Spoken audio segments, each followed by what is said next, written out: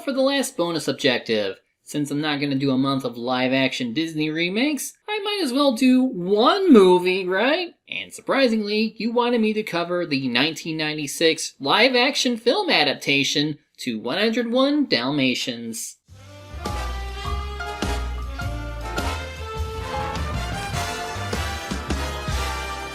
I mean, let's face it, a person like her. Oh, Disney and their live-action remakes. The studio has been doing a lot of that of late, but that all began with the 1994 Jungle Book and this movie. Both it and the original animated movie were based on Dodie Smith's The 101 Dalmatians from 1956, so any changes I'm aware of from the book are just from what I find on Wikipedia. Of course, the real differences I will focus on will be between those two movies. The screenplay for the live-action version comes from John Hughes, known for his work on the National Lampoon series, and the director is Stephen Herek, who previously worked on Critters, Bill and Ted's Excellent Adventure, and Don't Tell Mom the Babysitter's Dead. Clearly we need a lot of humor, but will it be enough to compensate for the lack of animated Dalmatians? Let's find out. We open in jolly old London, where an alarm clock falls onto our first dog character, Pongo. In the animated movie, he's voiced by Rod Taylor, but here, he doesn't talk.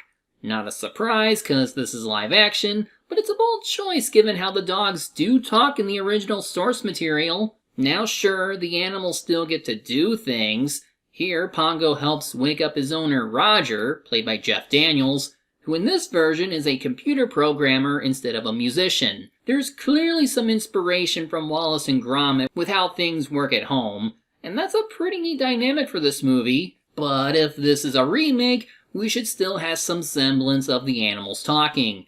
Otherwise, this should be something entirely original. We also get an early introduction to Anita, played by Jolie Richardson, and her dog Pernita. Anita learns on TV that a white Siberian tiger was killed at the zoo and... Shortly before dawn this morning, security staff at London Zoo discovered the excoriated carcass of its prized 3-year-old female Siberian tiger.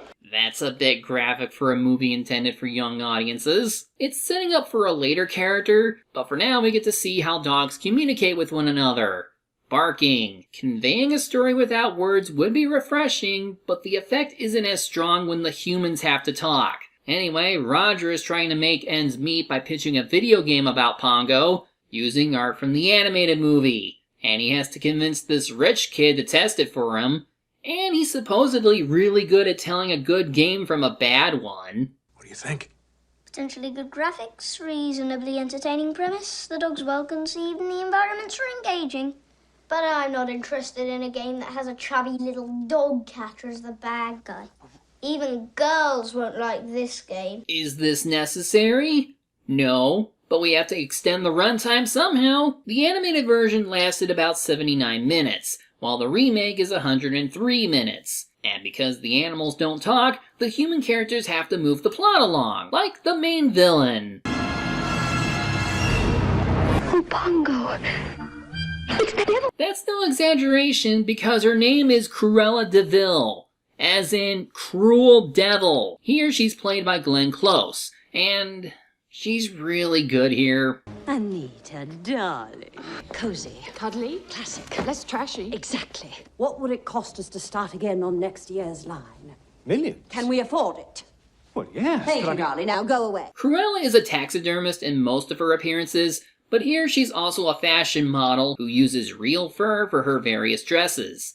It's a neat detail to this movie's credit. It's just that Betty Lou Gerson gave an iconic performance in the animated movie that makes her a truly memorable villain. Anita, darling. How are you? Miserable, darling, as usual. Perfectly wretched. For heaven's sakes, where are they? No time for games. Where are the little brutes? Regardless, Cruella is among the best things about this remake. Something can be gained from giving the human cast a little more attention, but at the end of the day, this is still a story about the Dalmatians. Anita works for Cruella, and she'd never leave her boss unless she's getting married, something that Cruella thinks is impossible. Let's disprove that now, shall we?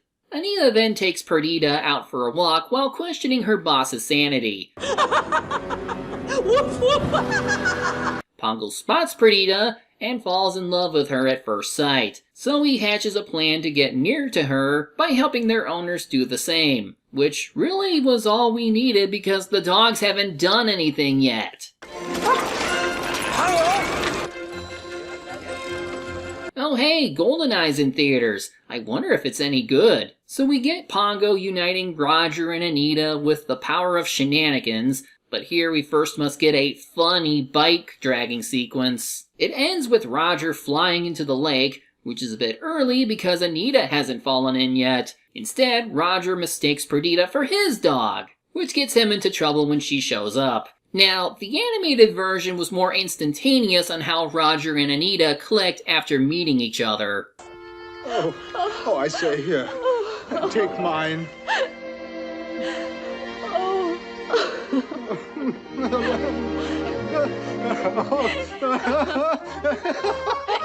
Here there's a little more build-up. Perdita is also trying to pull Anita into the lake because she seems to have the same idea as Pongo. So both humans end up staying at Roger's place after all that. Then realize that their dogs are in love, so this is how they respond.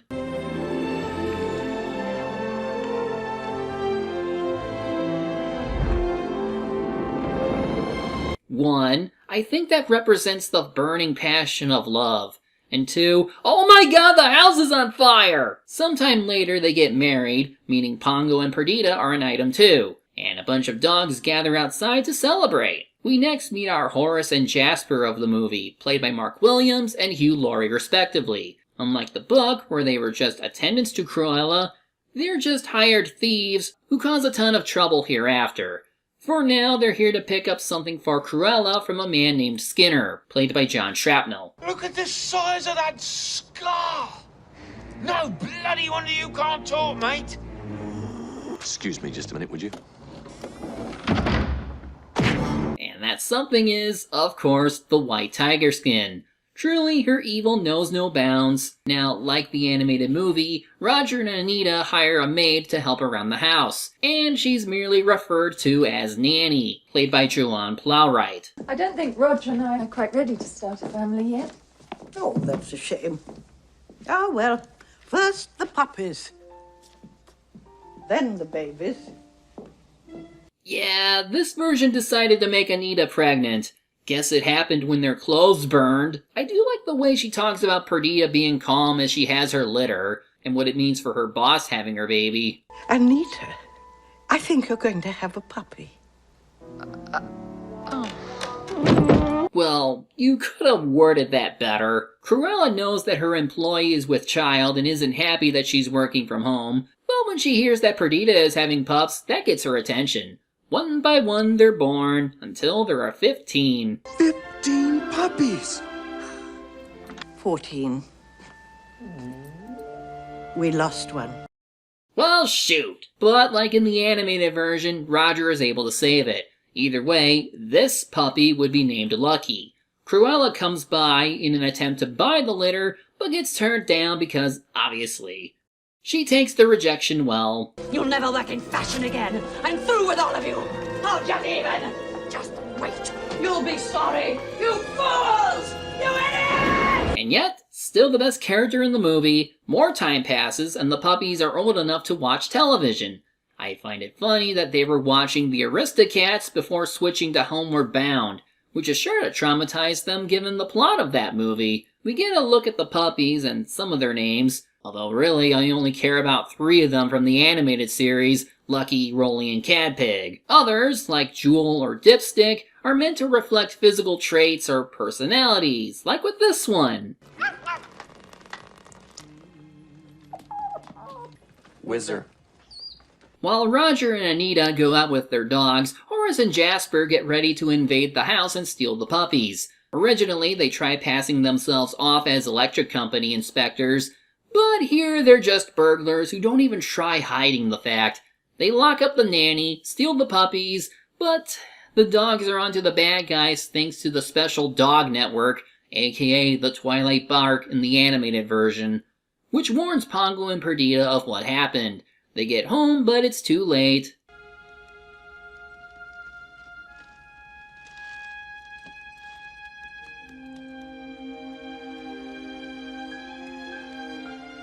funny. Half the time I wish the dogs would do more, and the other half I find it alright that they can still express themselves without dialogue like here. Jasper tells Cruella that they got the puppies, while she tells Skinner to add those to all the others they have obtained. Based on the notebook, the tally is up to 99 puppies. If you include Pongo and Perdita, that's where the 101 Dalmatian count comes in. That said, the book mostly only had 100, with the 101st one added much later.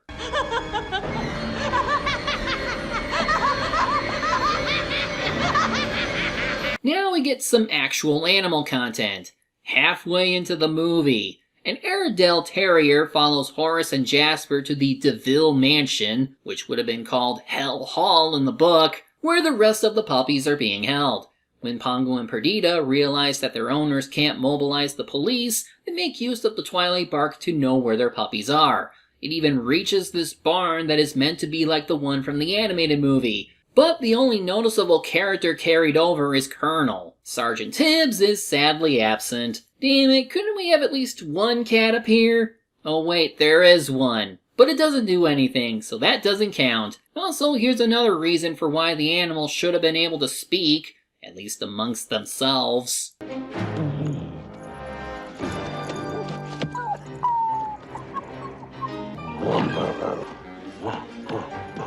If they were smart enough to understand what was going on through barks, then they should be able to communicate clearly without them. Oh, and for some reason, when Colonel is barking through a funnel to sound louder, there's an animal sitting in front of it, probably so that it can bark at all. When Pongo and Perdita hear more from the Twilight Bark, they set off on their own to the DeVille Mansion.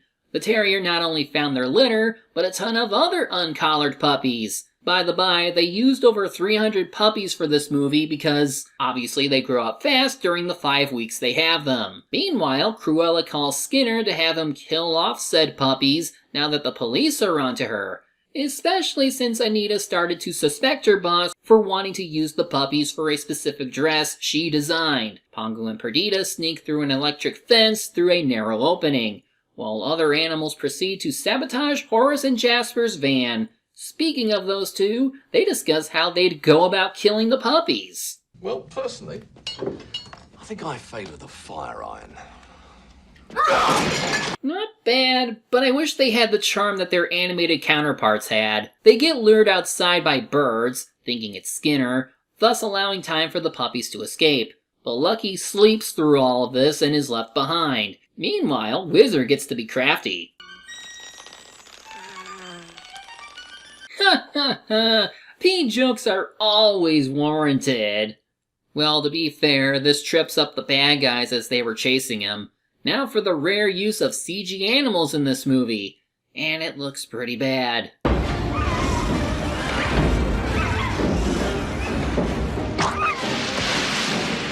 It's also starting to become Home Alone in here, as Whizzer throws Jasper through a creaky floor that gives way and is almost impaled by a mounted bullhead. Horace gets the worst of it though, as he slides out a window, crashes through some stone, and falls into a frozen pond. And when he gets out, you better believe he freezes up.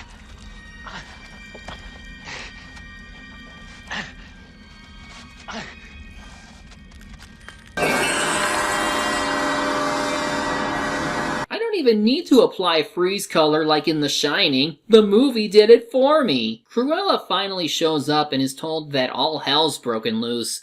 But as she attempts to leave, a skunk gets into her car that leads to a joke later. For now, she's on the hunt for the puppies. It's not quite as suspenseful as in the animated movie, where the dogs hide in a truck, which leads to an intense chase scene. Here, they hide under sheep, and while they get away, we see that Lucky is still in the house. Now he just has to get past Skinner, and luckily the terrier dog comes back in time to save him. Horace and Jasper find their van completely messed up, and they crash. The police show up to raid the mansion and confirm what we already know. So, what was Cruella's ultimate plan? Because with how easy it was to confirm what she was up to, I don't think she would get to enjoy her new dress for very long. The dog parents find all their missing puppies, including the extra ones, but Cruella begins driving around the barn. This is extraordinary. I'm reduced to tramping through sewage. Well, with all the snow, it could be a minefield of poo you're walking into. A crow steals her hat, alerting the dogs to go hide. Elsewhere, a bunch of rabbits lure the burglar toward the electric fence. Jasper sees this coming and tries to come up with a plan to avoid getting shocked. We stand upon the logs and hop over, thereby avoiding painful electric shock. But you know how it goes. 1.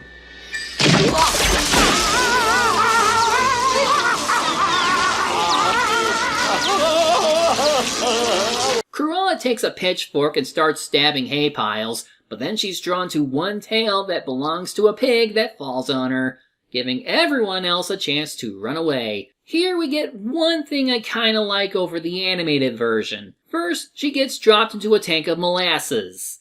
Ew. Then Horace and Jasper get arrested. She tries to spook the barn animals by explaining what she'll do to them. Just slapped between two buns, smothered in onions, with fries on the side. Cruella de Vil has the last laugh.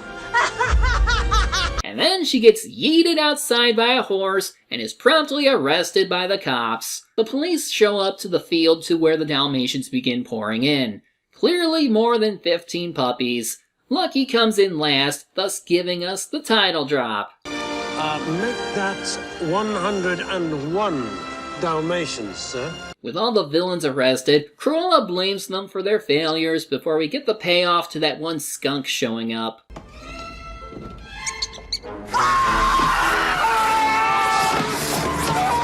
The dogs are brought to Roger and Anita, and the police tell them that no one's come to claim the other puppies, which I find weird because we did see names from which families they were taken from. Did no one bother checking in after this? Well, Roger and Anita decide to take in all those Dalmatians because screw the original owners. We also get a follow-up to Roger's video game subplot, as now he's found inspiration in Cruella herself. So his new game just so happens to be Escape from DeVille Manor, with even the final level and cutscene.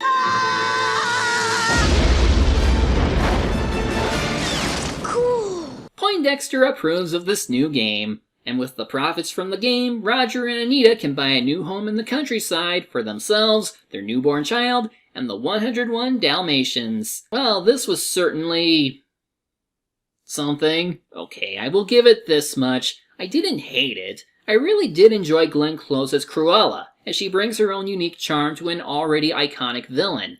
I giggled a little at Horace and Jasper's humor. There were some funny animal acts, and as much as I harped on it, I did appreciate the attempts to add depth to some of the human characters. However, half of the movie felt like it didn't go anywhere since Anita's family arc was sorta complete by the time the puppies show up, while Roger's subplot gets ignored until the finale.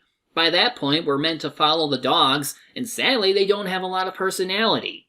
Oh sure, they tried to make them expressive in order to stay grounded in reality, but given their intelligence, they could have gone the route of the book and the animated movie and let them speak.